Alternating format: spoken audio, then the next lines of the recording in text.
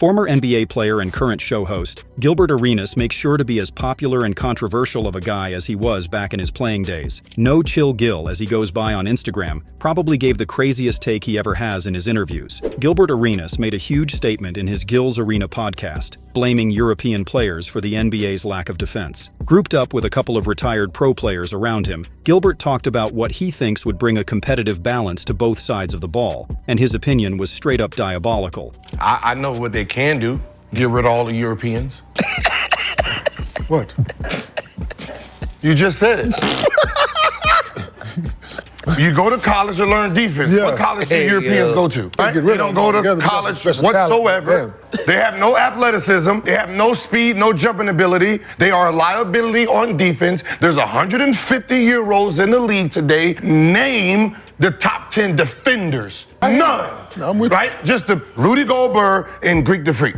Other than that, they're just offensive players. They're not defensive players. If that was not enough, Arenas went one step further when he offered his theory about the NBA changing its rules for the sole purpose of letting European players succeed. The NBA took away aggression. They took away aggression to open up the Euro League. When they first started getting here, it was too rough for them. They didn't make it, right? So eventually, they softened the rules. They didn't soften the rules for the Americans. They softened the rules to open it up international. To analyze this Gilbert Arenas take, we need to go back to when Draymond Green smacked Jusuf Nurkic during a game, and Arenas praised him. So, Arenas' apparent disdain for European players isn't new. While everyone jumped on Draymond for his unsportsmanlike move, Gilbert Arenas actually backed him up for it and seemed to encourage such behavior. I know what Dre doing. He's taking care of these Euros one at a time. The media is trying to push these Euros, and you choking and slapping them back. Do your thing. A little further back, and we have Arenas dropping another take against the European style of play, talking about the 2000s Mike D'Antoni Phoenix Suns, who played with a very fast-paced offensive style. It's the three-point shooting league because they're copying Euro style. Suns, right? What was the biggest thing the Suns didn't do? Defense. Let's score. We don't want to foul, so we can go try to score. That was the whole thing of D'Antoni. That is what the league was created off of. Have more of those guys in so they can expand the business. You remember pushing global game. How they gonna have a global game if it's too physical and too athletic for them? So they have to figure out ways where they can exist inside of the game. Create more opportunities, bring in more shooters so they can survive. So these guys can become shooters. Who was the best Euro to have handled? Let's get one thing out of the way. Gilbert Arenas' comments are not born out of facts, but serve as a prime example of an opinion and bias that ignores what is really happening in the league. He is giving too much focus on the offensive dominance of European superstars like Luka and Nikola that he forgets to look at their defense as well. To be fair, their offense is way superior to their defensive skills, but the two are not bad defenders at all. Both Luka and Nikola have improved their defensive game over the years and are nowhere near the defensive liability they once were at the beginning of their careers. As a matter of fact, even though Luka is having a career season, it is the Slovenians' defense that has elevated the Dallas Mavericks and made them a playoff team. Luka has always had potential to be a good defender because of his often underestimated strength, but in the past, there have been way more lapses on defense than in the 2023 and 2024 season. Luka is 7th in the league in steals per game, with 1.4 and 18th in rebounds per game with 8.8, with all of the 17 players ahead of him being centers or power forwards. While rebounding is not often brought up when talking about players playing defense, crashing the boards, and not allowing second opportunities for the opponents to score, surely helps the team's defense. Luka has also played his best defense in the post, as he is ranked second in post-up defense among players with at least 25 games ahead of the All-Star break, per Synergy. Nikola has also been improving his defensive effort from season to season. While his defense is far from attractive, as the Joker has never averaged more than one blocked shot per game in his career, he is a very smart defender.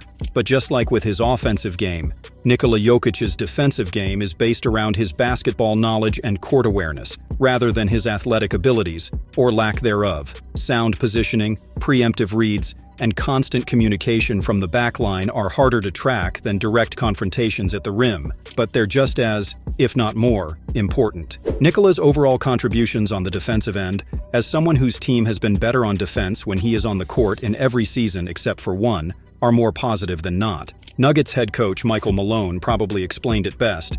"I think you have to get past the eye test with Nikola. Nikola does it differently. Is he going to go above the rim and block a shot or pin something to the backboard? He is not going to do that, and stop expecting him to do that. But if you really know what you're looking at, which a lot of people don't, you take a real sense of, okay, this guy is a good defensive player, and he is doing it with an IQ and an awareness that a lot of people just don't have." With how good and important both Luka and Nikola are on offense, while not encouraged, it would be understandable to have them rest a bit while on defense. While Nikola and Luka are definitely top-tier defenders whatsoever, the third guy in the race for the best European NBA player definitely is. The Greek Freak is without a doubt one of the best players in the league. There is no need to bring up the stats to defend this claim, as the Greek Freak is a Defensive Player of the Year winner. He won the award back in 2020, becoming only the third player in NBA history to claim both the Most Valuable Player and Defensive Player of the Year award in the same season. But, just to be fair and consistent, we are going to talk about his defensive stats as well. Over the course of his career, the Buck star averages 1.1 steals per game and 1.2 blocks, while also getting around 9.7 rebounds. He has averaged more than 10 rebounds per game in his last 7 seasons, and has been the focal point of Milwaukee's defense. Due to his physical attributes and freakish athleticism, he is one of the rare players in the league who can truly guard players from all 5 positions of the game. And to make things even more scary, the Greek Freak has been consistently improving from season to season. He has been working on his weaknesses, and some of them have become one of his biggest strengths, no pun intended. He entered the league as a skinny kid who got bullied by bigger players, but over the years has built up a lot of muscle, going from being listed at 190 pounds as a rookie to 243 pounds today. Safe to say, he is the best defensive player out of the top 3 NBA Europeans. Outside of the 3 biggest superstars, other European players have been doing good as well. We are strictly going to talk about defense, since that is what Gilbert Arenas pointed out. French big man Rudy Gobert has been one of the best rim protectors in the league for a decade now. The 3-time NBA All-Star is also a 3-time NBA Defensive Player of the Year, winning the award back-to-back in 2018 and 2019, and then again in 2021. This achievement is tied for the 3rd most in NBA history, behind NBA greats Dikembe Mutombo and Ben Wallace, who have both won the award 4 times during their career. Rudy is also a 6-time All-NBA First Defensive Team member, and has been the regular season's leader in blocks once, in 2017, and rebounding in 2022. His defensive skills have made him stand out. You could argue that he is a liability on the perimeter. On the other hand, Orlando Magic forward Wagner has been one of the best perimeter defenders in the league throughout the 2023-24 NBA season. Mostly known for his great driving ability, the 22-year-old German forward has used his tremendous footwork to stay ahead of offensive players as well. Among the 79 NBA players who had contested more than 100 shots ahead of the 2024 NBA All-Star break, Wagner's opponents have shot the 12th lowest percentage when guarded by him. Another interesting fact is that, among these 79 players, the average shot distance on the shots taken by opponents with Wagner contesting is the 2nd furthest at 17.3 feet, only behind Max Strus, who is an American but of Slovenian and German descent as well.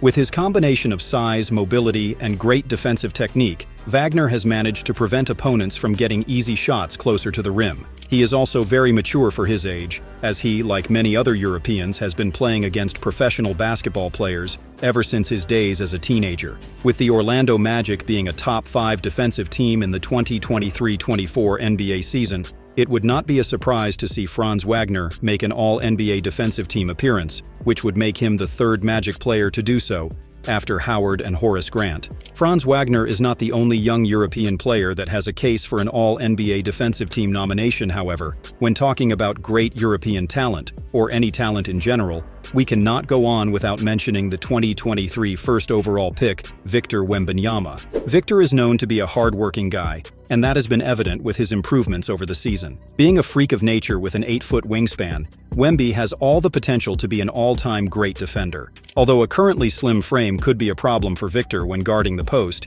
he seems to be working on that as well. When he was drafted, he was listed at 210 pounds, but managed to get up to 230 before the start of the 2023-24 NBA season. Wemby seems to be doing just fine defensively, to say the least, as he is averaging a league-leading 3.4 blocks per game, 1.3 steals, and 10.3 rebounds per game, 8.1 of which are defensive. Although still a rookie, Victor is a threat on defense whose opponents want to do everything they can to avoid meeting at the rim. Not only does Wembanyama prove Gilbert Arenas wrong, even as a rookie, he seems to have set the goal even higher, as the current talk around the NBA world is whether or not Victor can win the Defensive Player of the Year award in the 2023-24 season.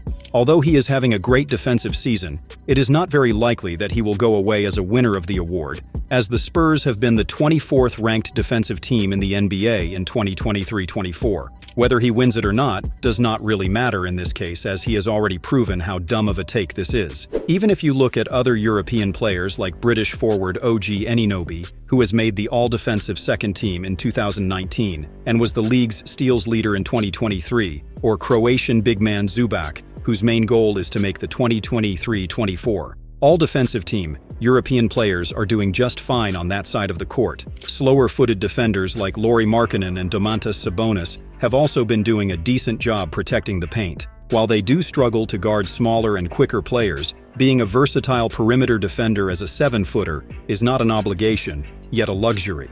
Yes, not all European players are reliable on defense, and yes, there is some truth to Arenas' comments. However, there are plenty of US-born NBA talents who are liabilities as well. The US approach towards basketball, and sports in general, is always focused more on the physical aspect of the game, such as developing the player's speed, strength, and overall athleticism. The European approach focuses more on mastering the fundamentals of the game, both on defense and offense. When you take a look, not many European players are freakish athletes. However, they all play the game efficiently and in a similar manner. While the previously mentioned guys like Nikola, Luka, and Domantas Sabonis are not the fastest nor the highest jumpers on the court, they are all serviceable defenders and are not a liability when on the other side of the ball. Even when taking a deeper look into the NBA's history, there have been plenty of great European defenders. Marc Gasol and Joakim Noah are 2 Defensive Player of the Year winners, both being European respectively. Although Europeans tend to be better at offense than they are on defense, there have been plenty of guys coming from Europe that have had long-lasting NBA careers, more so because of their defensive skill set, rather than what they could bring offensively. Andrei Kirilenko and Clint Capella, while both being above-average offensive players, it has been their reliable defense that has secured them their roster spot. With the game of basketball becoming more global than before, Europeans and people around the world in general have started improving rapidly, and the gap in talent is not as big as it used to be in the past. Gilbert Arenas seems to have understood that he made a dumb comment about the Europeans, as he tried to clear things up in an appearance on the Dan Patrick Show. For an American style, for an athletic kid, the Euro has done something that we're just not teaching over here. And that's skilled, that's team, that's the understanding of the game overall. So when you have them in a game and they're pushing the limits, that means everything goes up. Popularity goes up, money goes up, right? If the game didn't expand to like a Euro style, there wouldn't be $350 million contracts. That's the Euro style. So if you don't like where the game is, then let's blame. And it was the more sarcastic way of saying, if you don't like the way the game is, then blame the Euros, and then let's go back to 1985 basketball and see how you like that one. In his time on the show, he would also get into how the European style of playing basketball has been a boost to the popularity of the NBA, and also the way players are earning an enormous amount of money on contracts, and then would further cement to the audience that what he said was sarcastic when talking about that style lacking athleticism and defense. A pretty bad way to send a message to European NBA fans, to say the least. While many European players did not go to an American college, most of them spent years playing on a professional team where defensive fundamentals are taught. With the recent trend in the NBA of being a one-and-done prospect, players don't spend as much time in a US college as they used to. Even the most recent American-raised player to win the Defensive Player of the Year award, Jaren Jackson Jr., has spent 1 year in Michigan State before declaring for the NBA draft. Defensive Player of the Year winners like Tyson Chandler, Kevin Garnett, and the record holder Dwight Howard have never played college basketball and came straight out of high school.